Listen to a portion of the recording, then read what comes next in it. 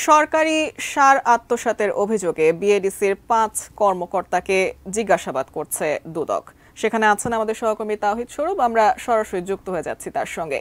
তাওহিদ সৌরভ, আপনার কাছ থেকে জানতে চাই এই বিষয়ে বিস্তারিত। আসলে একটু জানিয়ে রাখি, বাংলাদেশ কৃষি উন্নয়ন কর্পোরেশন, যেটি সংক্ষিপ্ত নাম হচ্ছে বিএডিসির একদম ঊর্ধ্বতন ৫ জন কর্মকর্তাকে দুর্নীতি দমন কমিশন জিজ্ঞাসাবাদ করছে। আমি যে জায়গাটিতে দাঁড়িয়েছি এর পিছনের ৫ তলা একটি ভবন রয়েছে, এটি সাধারণত জিজ্ঞাসাবাদ কক্ষ হিসাবে বলা হয়। একটু দেখানোর জন্য আমি বলছি, আসলে এই কক্ষটির ৪ তলায় জিজ্ঞাসাবাদ এই মুহূর্তে চলছে। আবুল কালাম আজাদ উপপরিচালক, তিনি জিজ্ঞাসাবাদ করছেন। এই মুহূর্তে বিএডিসির যে ৫ জন কর্মকর্তা জিজ্ঞাসাবাদ করা হচ্ছে তাদের মধ্যে রয়েছেন উদ্যান উইং, বিএডিসির বীজ ও উদ্যান উইং এর পরিচালক মুস্তাফিজুর রহমান, সার ব্যবস্থাপনা বিভাগের ব্যবস্থাপক মেজবাউদ্দিন আহমেদ, ক্ষুদ্র সেচ উপপ্রধান প্রকৌশলী বদিউল আলম, অর্থ বিভাগের ব্যবস্থাপক হাসান ইমাম এবং যুগ্ম হিসাবরক্ষক শহীদ আহমেদ। কেন তাদের জিজ্ঞাসাবাদ করা হচ্ছে সেটি আসলে একটি অনেক বড় ঘটনা।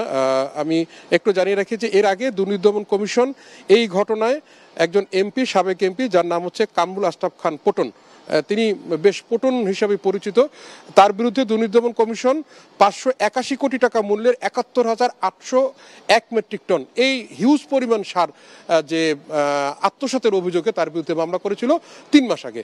সেই মামলার যিনি ছিলেন তিনি হচ্ছে তিনি দুদকের একজন উপপরিচালক রফিকুজ্জামান। তার সঙ্গে কিছুক্ষণ আগে কথা হয়েছে, তিনিও এখন যে অনুসন্ধান, এখন যে জিজ্ঞাসাবাদটি হচ্ছে সেই জিজ্ঞাসাবাদের তিনি নেতৃত্ব দিচ্ছেন। তিনি যেটি জানিয়েছেন যে আসলে পটন যে সার চুরি করেছেন সাবেক এমপি, সেই সারগুলো কিভাবে তিনি আত্মসাৎ করলেন, বিএডিসির এই কর্মকর্তাদের কি কি দায় রয়েছে সেটি এখন আসলে অনুসন্ধান চলছে।